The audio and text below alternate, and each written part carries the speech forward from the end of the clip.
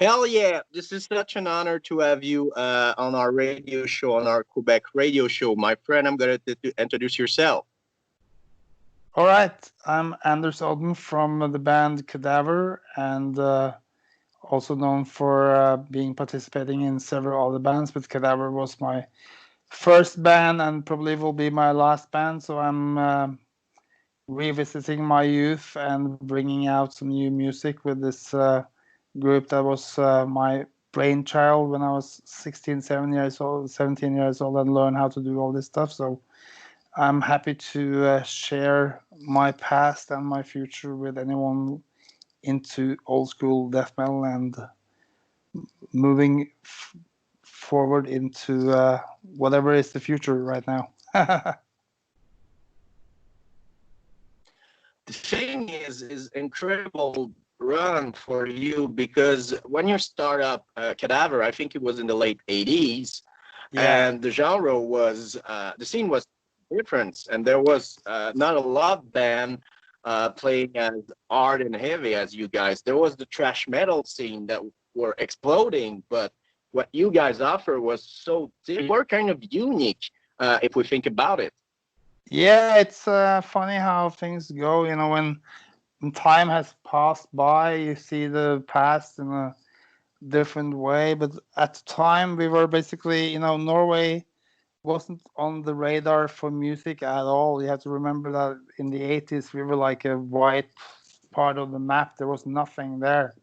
So what changed everything basically was for me to get to know Mayhem, which literally was the first extreme band from Norway at all, with any significant, things going.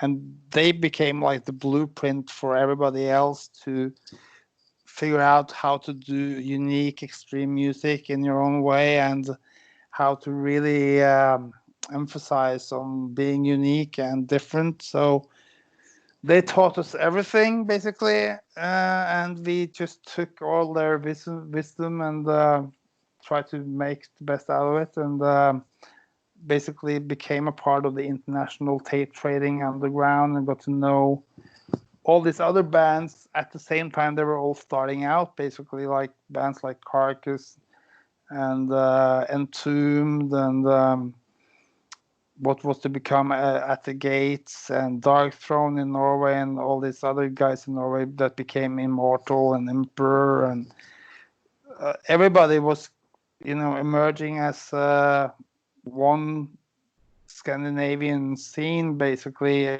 mixed with the people we knew from England, like Carcass and Paradise Lost, all these bands from Earache Records, and we were in the middle of it as it was kind of happening. So to us, we were just like part of the evolving extreme metal at the time, and we kind of peaked in 92, 93, and then because the age difference within the band and people's relationship and whatnot, and moving to other cities, just made the band break up a little too early to really fulfill the dream, so to speak. So, but I went on as a musician, working in both industrial music with Oppotunity Berserk, and then with Satyricon, and with Cadaver again, and then on to Celtic Frost, and back to Satyricon, and now with also I haven't quit Satyricon. Obviously, I want to stay in Satyricon as their bass player, but I realized I have to do something on my own again. And when Dirk Verbeuren basically offered himself to be my creative companion and re-establish Cadaver, it was too good to not do, because he's one of the best drummers out there, and to have him as a creative partner and contributor to my stuff is just incredible. And so we just decided, let's do this, and here we are now with a new album, new EP, and the apocalypse. And what can I say? It's a good time for death metal, it seems. In a way, and like I said, I repeat myself, but when you started up there was almost nothing and a Yeah. few fans. you guys build the scene, and you mentioned in all the band you mentioned, all you guys together build something that gonna be stronger each years. And the crazy thing is now metal. I never had that amount of fans around the world. It's so huge. It's for an Yeah, underground scene. It's so big, and it's cool for people that heard about the band but wasn't there at the time, didn't have the chance to saw you or listen to the stuff because it was hard to find back in the days. But now they can discover more intimately the band, and it's so cool because you reach so much people now than back in the days.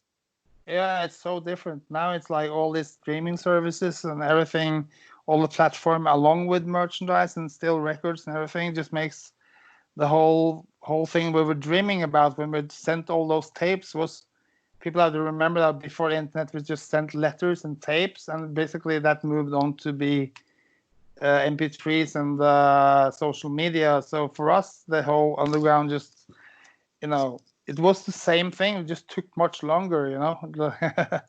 I remember I went through all the old letters. I still have lots of old letters, and every letter begins with, "I'm really sorry for my delay. There's so many letters." I remember in the heydays, I got literally maybe between 5 and 10 letters every day with tapes and flyers and interviews and stuff, and everything had to be. There was no Skype. We couldn't call people in other countries without having insane phone bills. I would literally typewriting down all the answers, mailing them in physical form, sending all these flyers from other bands and the tapes and all that stuff was just a lifestyle basically. That's all we did. And on top of that, we actually managed to meet all these people when we were really young, just at home parties and rehearsal rooms and stuff like this. I have to remember that in 1990, this scene was so small that when Cadaver played along with Dark Throne and Mayhem was hanging out in the hall, there was literally like 50 or 60 people there, to see the show, and that was pretty much everybody that was into this music in the Oslo area at the time. They were there, so we were, and for us that was a great audience. It was all the people were really into the music, so nobody cared if there was like a small amount. That was what we had. You never thought about selling thousands of tickets when there was literally not 1,000 people into this music.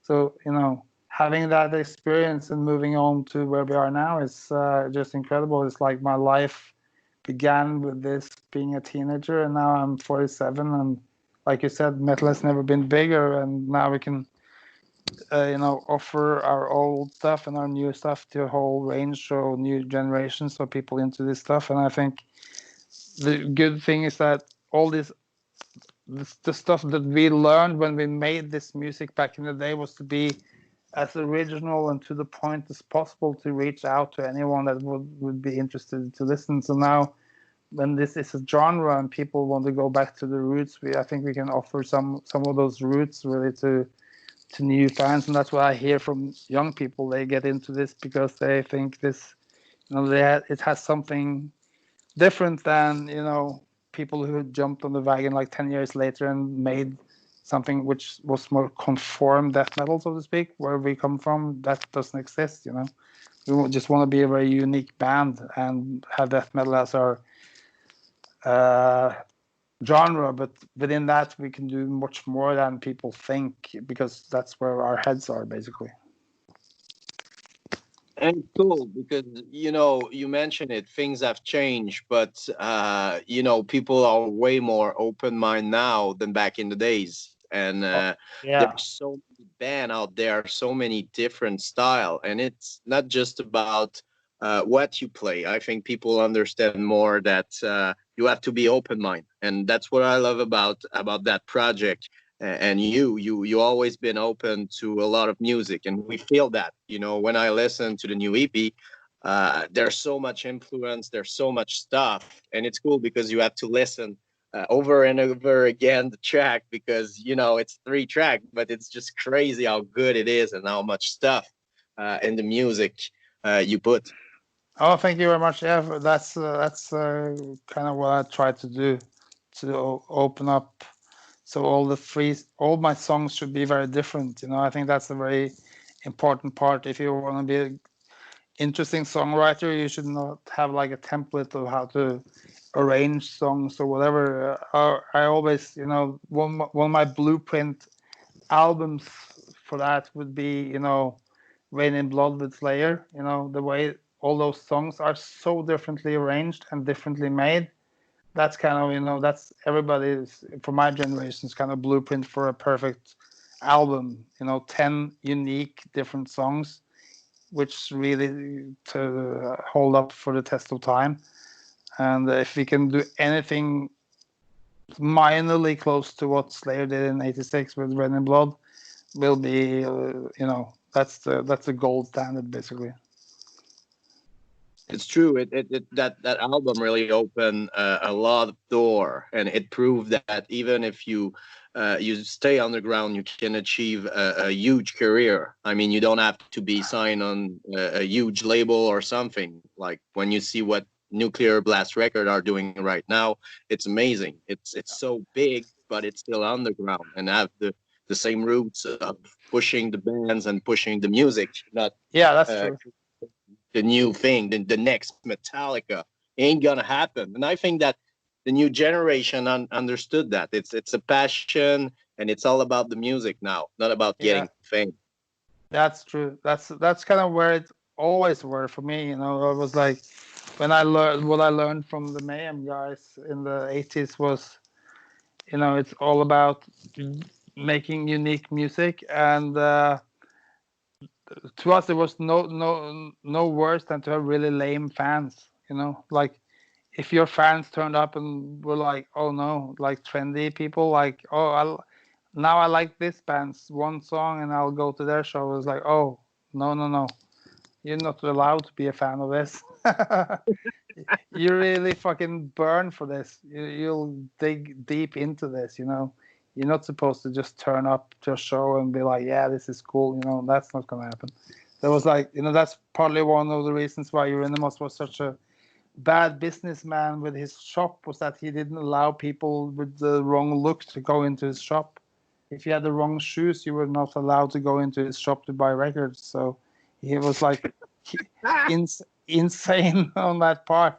There's a good friend of mine in a Norwegian stoner band that told me this story, that he was like walking in that street and realizing, wow, there's a record store in this street. I didn't know that. And he was really into metal like at the time, but he had white sneakers. So he had long hair and everything. He walked in there and immediately Euronymous jumped and said like, you can't be in this shop with those sneakers. And he was like, okay, I really want to buy the new Bathory album. And he was like, okay, you can do that, but you have to leave.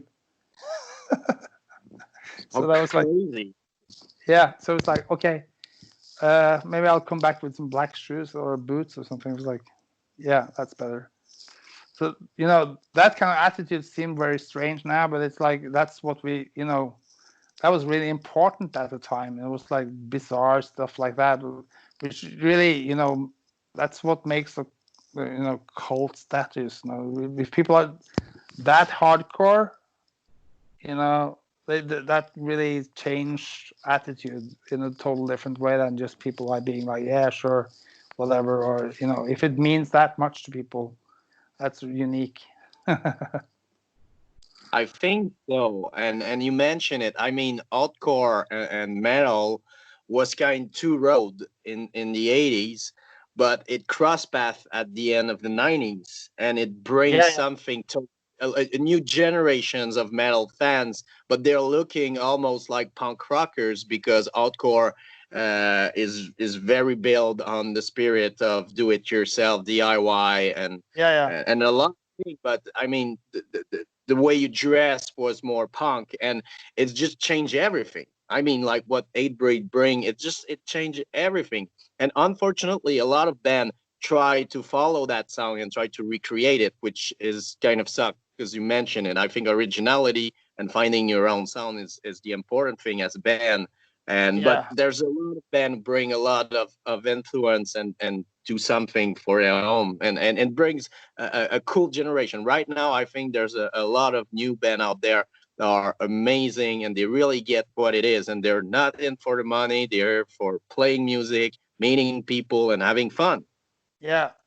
No, that's true. It's I think it's anything truly from the heart has to just begin with pleasing yourself and the people around you, and if that's the universal thing is to actually I can relate this to the song title of the main track, that "Don't Give a Fuck." What I really try to emphasize there, that's a little bit more punk rock thing to say, but the thing about the lyrics is actually about the human condition where we are right now, with people portraying themselves in social media with their perfect lives, with the perfect, they are perfect chefs, they make like outstanding food, they go and work out, they are going to outstanding destinations for their vacations, they have beautiful friends or cool friends, and everybody knows that everybody's portrait is somehow an imitation of life, and there's a lot of lies in there, and people are, too nervous to be themselves, really, because now that's a big stigma. If failure is not allowed, really. And what I learned for, living, now I'm 47, is that, if you never dare to fail or be human or do mistakes or be unpretentious, you will never achieve anything, because if you're too anxious to put yourself out there and offer something because you don't want the negative feedback, well, then you will never even get positive feedback, because if you were to portraying it as a fake thing, everybody will know that. So that, there's a fine line between being honest and being real and being fake, because being real for real can sometimes look as fake now, and that's my worry, is that people don't dare to be themselves, and they don't dare to have negative feedback, because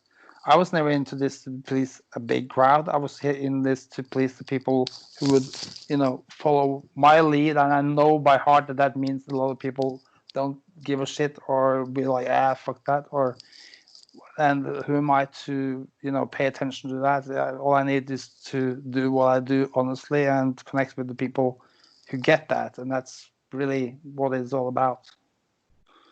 I think so, and people will know that and remember that. And I mean, like, it's a choice. You can, like, kind of, it's never the one who've got the ID or the originality that make the money. It's the one who copy or stole it. But Yeah, you copy, you stole, or you're the one who influenced them all, and that's what you did. I mean, how much Ben has been influenced? How much Ben tried to copy? But people know Cadaver is the original. yeah, that's true.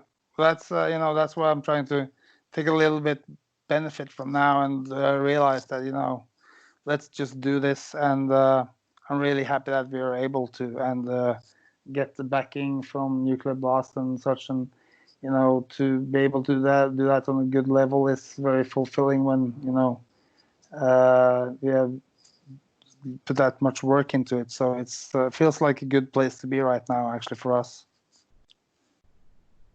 Anders, thank you so much, seriously, for your time. DGAF, the EP is available. 3 songs. It's Mm. digital. Go grab it on Nuclear Blast. Those 3 songs are amazing. It's so good to hear from you and have you guys back. We really hope the situation now with that virus will stop, and we can see you around Canada and Quebec, because it will be Yeah, great. that would be one of my goals, is to play, especially in Quebec, with one of the influences for Cadaver was always Voivod, so and I know Voivod personally, which is amazing to me anyway, and to play in their home turf, and that would be such a fulfilling thing for Cadaver to do. So that's on my definitive bucket list of places to play before, like you say, after the plague. we have to do tours and play festivals, and Quebec and Canada is definitely a destination I want to go to.